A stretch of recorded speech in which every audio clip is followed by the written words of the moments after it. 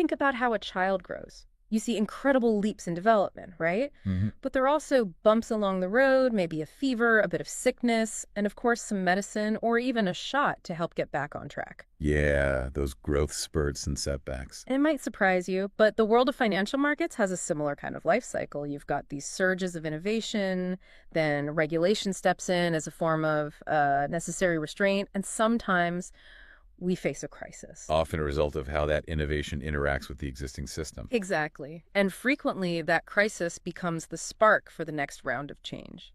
That's a great analogy. What's fascinating is recognizing that these three elements, financial innovation, regulation, and crisis, aren't isolated events.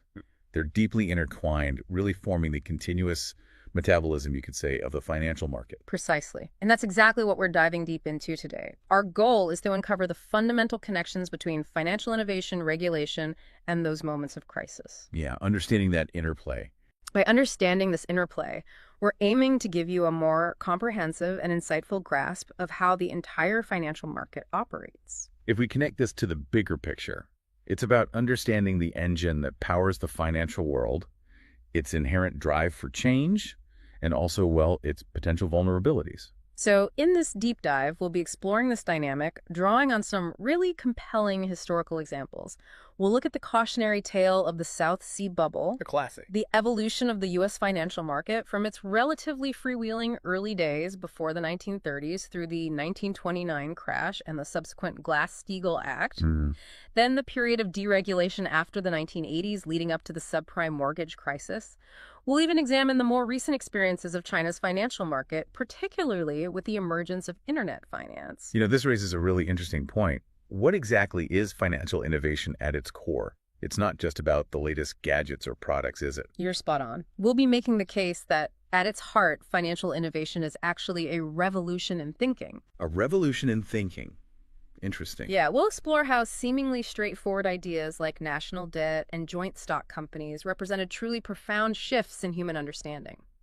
We'll also delve into this often tense love-hate relationship between innovation and regulation and grapple with whether financial innovation is ultimately a positive or negative force. Okay. So, get ready, because we're about to take a fascinating journey to unpack this complex but vital topic. Okay, let's unpack this by starting with that first compelling example you mentioned. The South Sea bubble in the 18th century UK. Absolutely. The South Sea bubble provides a classic illustration of this whole innovation regulation crisis cycle in action. Picture the scene. It's the early 1700s, and the British government has a massive debt burden after the Anglo-French War. Right, they needed a solution. Then comes this financial innovation, inspired by the Dutch East India Company, the creation of the South Sea Company. The core idea was a debt-to-equity swap. What's fascinating here is the ingenuity of this early form of what we now call financial engineering, creatively structuring financial arrangements.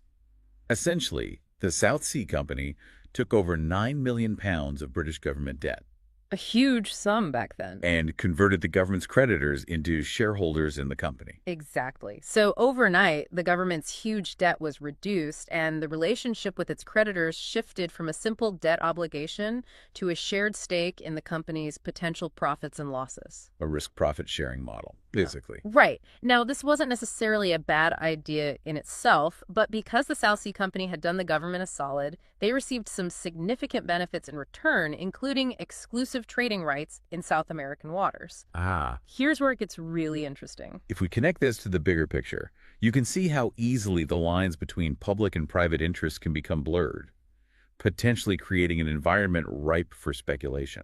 Precisely. The government's backing, combined with these exclusive rights, generated enormous hype around the South Sea Company's stock. Rumors began circulating whispers of vast gold discoveries in Peru and Mexico. And with limited communication back then. Right. Remember, communication wasn't instant, so these rumors really took hold and fueled the excitement.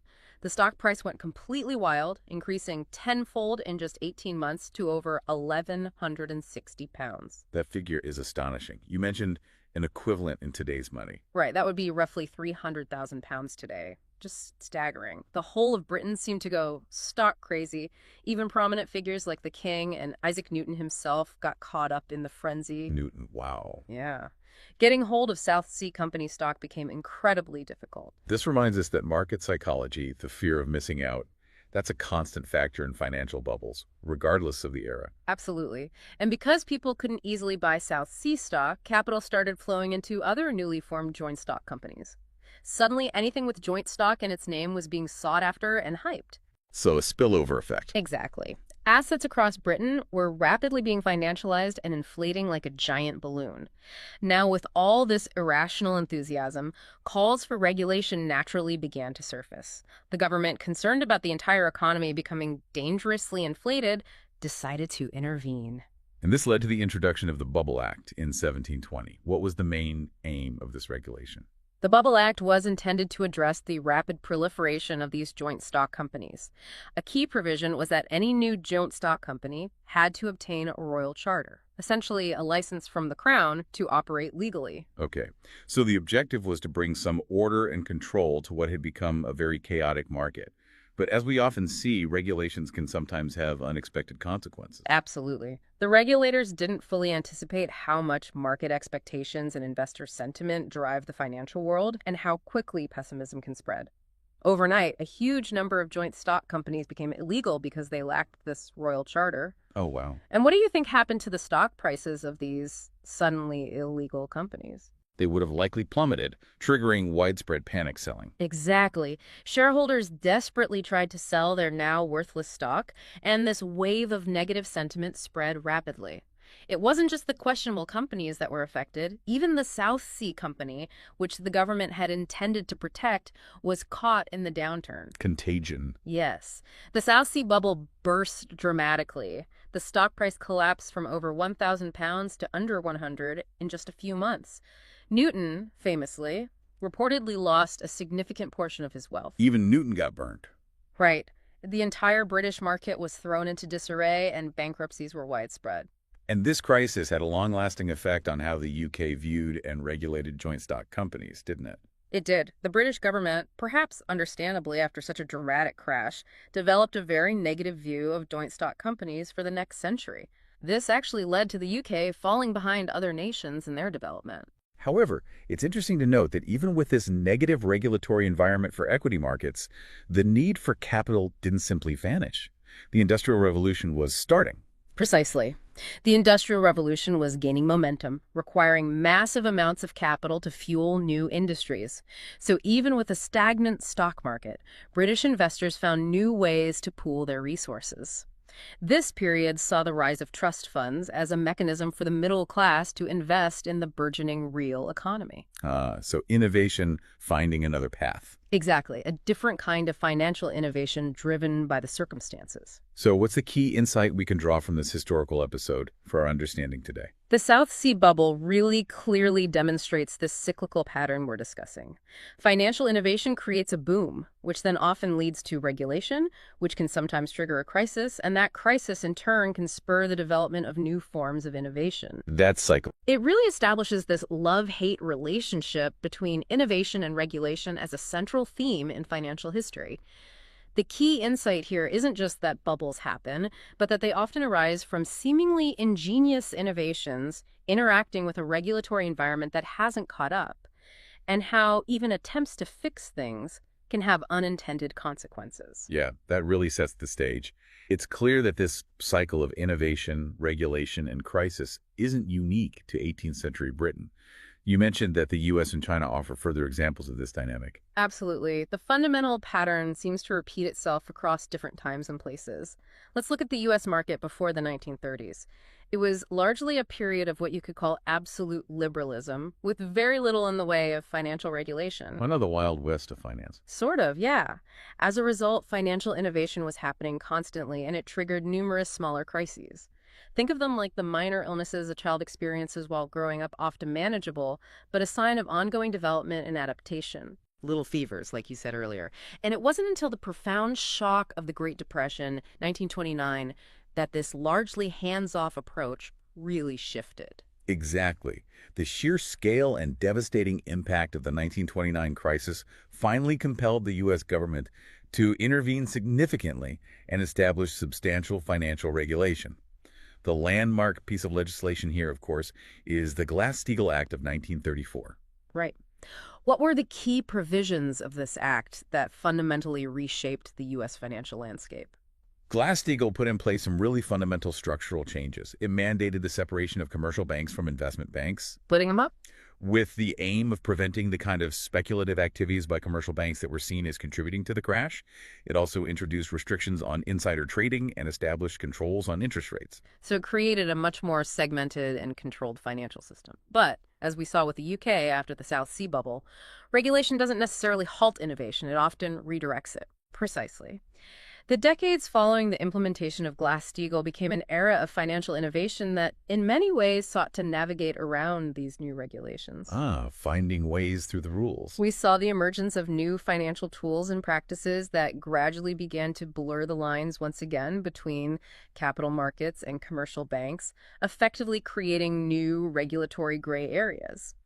Then, after the 1980s, there was a significant movement towards deregulation, a deliberate relaxation of many of those earlier constraints. And this period of deregulation, combined with other prevailing economic conditions like low interest rates, ultimately paved the way for the next major crisis. Absolutely. The relaxation of regulation in the 1980s, coupled with historically low interest rates, created a fertile environment for the rapid growth of lower quality mortgages, what we now refer to as subprime mortgages. Right. And through the power of financial innovation, these higher risk mortgages were bundled together into complex new financial products, asset-backed securities, CDOs. But distributed widely throughout the market. Exactly. Eventually, as many of us remember, the widespread failure of these complex asset packages triggered the subprime mortgage crisis in 2008. A huge global impact. Now let's shift our attention to China. How has this ongoing cycle of innovation, regulation, and crisis unfolded in their financial market, particularly with the rapid development of internet finance? China offers a really fascinating and contemporary case study of this dynamic. Following 2013, there was a relatively permissive and open regulatory stance towards the burgeoning internet finance sector. Kind of letting it run for a bit. Sort of, yeah. This coincided with the massive expansion of mobile internet usage, allowing financial services to reach a far greater segment of the population at significantly reduced costs. We witnessed an incredible surge in mobile payments, for instance. Like Alipay, WeChat Pay. Which has transformed daily life for many in China. So in the initial stages, innovation in internet finance was given considerable room to grow. But were there downsides associated with this relatively lighter regulatory touch? Absolutely. This rapid growth also brought about significant challenges. The inherent information asymmetry within financial transactions, combined with the extensive reach and rapid dissemination effects of the internet, made financial fraud much easier to perpetrate and more widespread. Information asymmetry, basically. One side knows more than the other. Right. And areas such as crowdfunding, peer-to-peer lending platforms, and even the cryptocurrency space became, as our source material described them, disaster areas, leading to substantial financial losses for many individuals and creating social instability. Right. P2P lending had some major blowups. It did. And this ultimately led to a more assertive regulatory response from the Chinese authorities. Tightening the reins. Exactly. Since approximately 2015, we've observed much more robust regulatory measures being implemented. And this really highlights a critical balancing act that all financial regulators face. How do you effectively mitigate the risks that inevitably arise from rapid innovation without inadvertently stifling the very dynamism that drives market development and efficiency? And this isn't a challenge unique to China, is it? The global financial industry is undergoing a profound transformation driven by ongoing technological revolutions. Fintech, DeFi. Exactly. Across the globe, financial regulation often lags behind the accelerating pace of innovation. Consider some of the pressing contemporary issues. How should central banks respond to the rise of blockchain technology and decentralized finance? How do we effectively safeguard privacy in an era of financial big data? Big questions. What are the appropriate regulatory frameworks for these massive financial platform enterprises? And how should we approach the regulation of innovative but highly volatile assets like Bitcoin? These are all very live questions that underscore this constant tension. This brings us to a really crucial point you raised earlier, the underlying essence of financial innovation as a revolution in thinking, rather than simply the creation of new financial tools or technologies. Could you elaborate on that distinction? Absolutely. When we typically think about financial innovation, our minds often go to the tangible outcomes, things like ATMs, the process of asset securitization, the structure of joint stock companies, or mobile payment apps like The Alipay. tools, the products. Right. These are all examples of what we might call tool innovation, new products, new organizational structures, new ways of trading. But this is really just the most visible layer. The deeper and more significant aspect of financial innovation is this fundamental shift in how we conceive of financial concepts and relationships. It's the revolution in thinking. So the technologies and the products are the outward manifestation, the form, but the real driving force for change lies in these underlying conceptual breakthroughs, the soul, perhaps. Precisely. These technological and tool innovations are the form, but the revolution in thinking is the substance, the essence.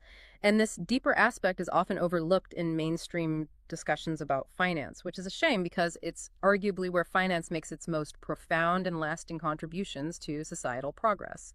To illustrate this, let's consider two key historical examples: the emergence of national debt and the development of joint stock companies. Okay, let's start with the concept of national debt. Your source material suggests that a change in social understanding actually paved the way for the acceptance of debt, and that debt, in turn, played a significant role in fostering ideological enlightenment in Europe. That's a pretty significant claim. It is. Let's consider the historical context. For a long time in Europe, lending money at interest was viewed as morally reprehensible, even illegal in many instances. Creditors were often stigmatized. Because of usury laws and religious views. Exactly. Why? Because interest, at its core, is essentially the pricing of time. And in medieval Europe, deeply ingrained religious beliefs held that time belongs solely to God. So the act of charging interest was seen as essentially profiting from something that wasn't yours to begin with, almost a form of sacrilege. Exactly. It was considered heretical to put a price on time, which was believed to be within God's exclusive domain. Now, just to provide a brief contrast, consider ancient China, where the concept of corvée labor existed, using one's time to fulfill tax obligations to the emperor. It's a different cultural understanding of time in relation to authority. But in Europe, the prevailing religious view reinforced this idea of God's ownership of time, making the charging of interest a contentious issue. So this deeply rooted tradition significantly restricted financial activities and, perhaps more importantly, limited the development of new ways of thinking about value and exchange over time. Absolutely. It wasn't until the 12th century that this tradition began to be challenged, notably in the city-state of Venice. Faced with mounting war debts, Venice innovated by issuing public debt, essentially borrowing from its own citizens and transforming them into creditors of the state. A practical solution to a pressing problem. And this seemingly pragmatic financial maneuver had far-reaching implications that extended beyond simply managing government debt. Precisely. Firstly, it provided citizens with a new investment opportunity, aligning their financial interests with the success of the state. But more significantly, it conveyed a powerful underlying message. Money is an item that can reproduce and generate value over time. Money making money. Right. In a deeply religious context where time was sacred, this was a revolutionary idea. It suggested that outside of divine creation, humans could create something through lending that could generate further value over time, essentially putting a price on time itself. This marked a significant monetization and secularization of the concept of time. Wow, challenging the divine right over time itself. And this fundamental shift in thinking had broader ideological ramifications. Absolutely. Even though some religious authorities continued to condemn national debt as a form of profiting from time, its practical utility in financing state functions, and the fact that citizens increasingly embraced it, led to its widespread adoption across Europe. It just worked too well to ignore. Pretty much. Countries began issuing national debt, even using it as collateral. This widespread acceptance fundamentally altered social cognition, secularizing and monetizing the concept of time on a massive scale. This liberation of people from God, in terms of how they understood time and value, laid a crucial intellectual foundation for broader social change and the European Enlightenment. That's a really insightful perspective on the profound impact of what seems like a purely financial instrument. Now let's move on to your second example, the rise of stocks and joint stock companies. You argue that this also brought about a significant ideological shift, particularly in the Netherlands during the 17th century, with its strong tradition of civic participation. Yes. If the emergence of debt was about liberating people from a particular way of thinking about their relationship with the divine, then the development of stocks was about liberating people from certain limitations in their relationships with each other, specifically in their ability to access and mobilize capital. I want to suggest a slightly different way of looking at social classes. Instead of solely focusing on traditional hierarchies like royalty and nobility, consider the idea that social standing is fundamentally influenced by the ability to gather and control financial resources. That's an interesting lens. Access to capital as a determinant of class. How did the joint stock system alter this dynamic of capital mobilization? Well, in feudal Europe, an individual's capacity to accumulate significant capital was largely determined by their inherited social status and their personal connections within those established hierarchies. Who you knew, who your family was. Exactly. Most people, bound by feudal obligations and lacking individual creditworthiness in a modern sense, couldn't easily access large sums of money. Often, warfare was the primary avenue for social advancement and access to resources. The joint stock system fundamentally changed this. It created a mechanism for pooling resources and sharing both the potential rewards and the risks of a venture. Spreading the risk, pooling the capital. Right. Suddenly, the project is the key. If an individual had a viable business idea, particularly in burgeoning areas like maritime trade, they had a potential avenue to raise capital regardless of their social standing. This opened up unprecedented opportunities for social mobility. So it wasn't just about who you were, but what your idea was worth. And this newfound ability to pool capital had a significant impact on broader economic development. Absolutely. The proliferation of the joint stock system provided a crucial capital foundation for the European Industrial Revolution. It facilitated the rise of a new class of industrialists and capitalists. By enabling investment in ventures based on their potential rather than solely on the social standing of the individuals involved, stocks played a key role in breaking down previously rigid social structures, leading to a profound social transformation. So if debt liberated people from a religiously constrained view of time and value, stocks liberated people from the constraints of existing social hierarchies and personal connections when it came to accessing capital and pursuing opportunities. Precisely. Debt offered a form of financial liberation from a divine concept, and stocks offered a form of economic liberation from dependence on specific individuals for capital and opportunity. This fundamental shift, this liberation, I argue, lies at the very root of European liberalism and represents a major, often overlooked, contribution of financial innovation to the development of modern society. That's fascinating. It's somewhat surprising that this isn't a more central theme in standard finance education. It really is, though some economic historians like Hicks have certainly recognized the crucial role of these transformed social concepts in driving economic progress. He basically said the Industrial Revolution had to wait for a financial revolution first. Right, the ideas had to change before the factories could be built on a large scale. This perspective really underscores that financial innovation can have profound and far-reaching societal and ideological consequences that go well beyond the creation of new financial instruments.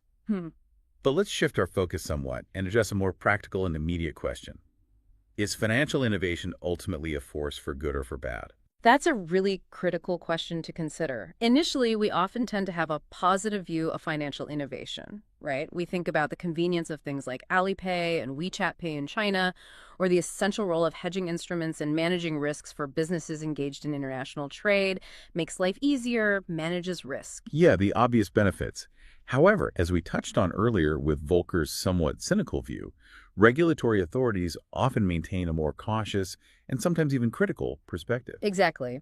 Volcker famously joked that the automated teller machine, the ATM, was the only truly beneficial financial innovation banks had come up with in decades.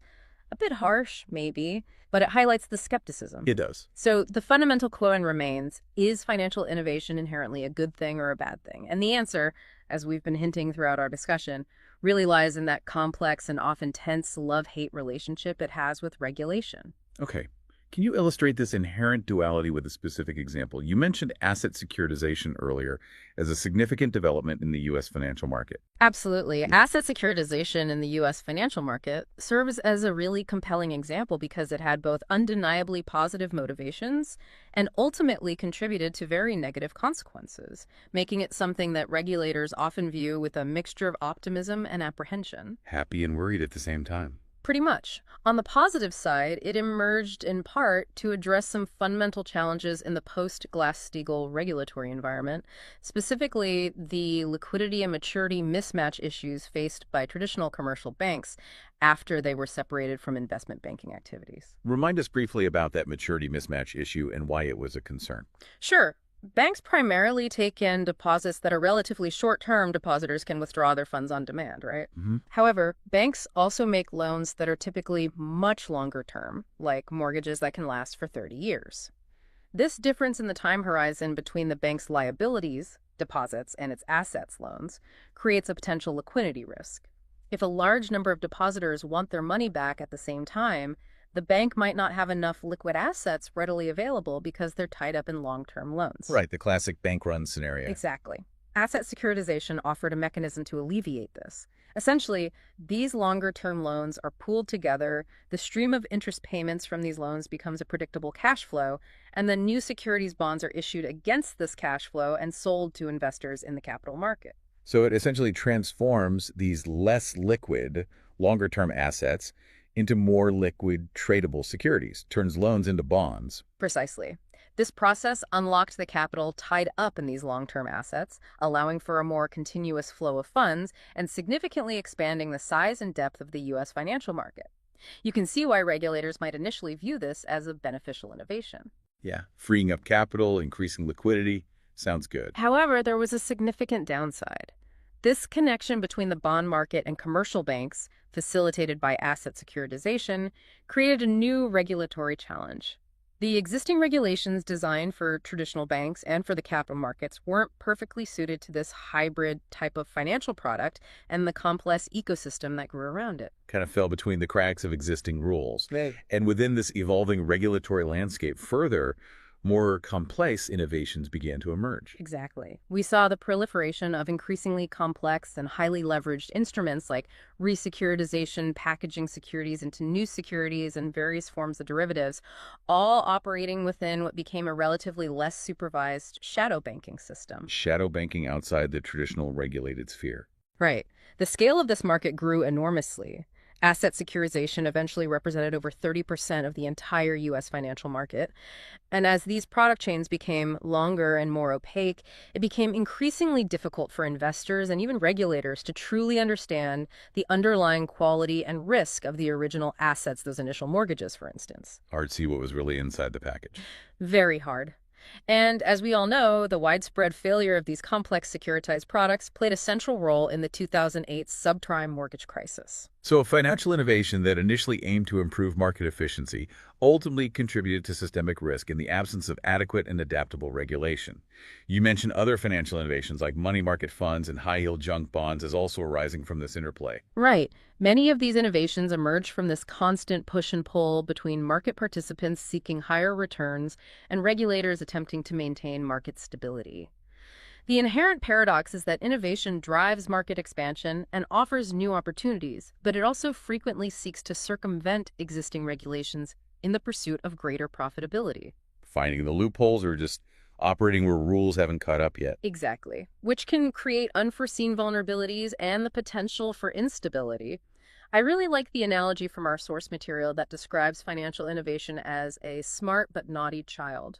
Explain that one. Well, it's capable of achieving great things if guided responsibly, but also prone to causing significant trouble if left unsupervised.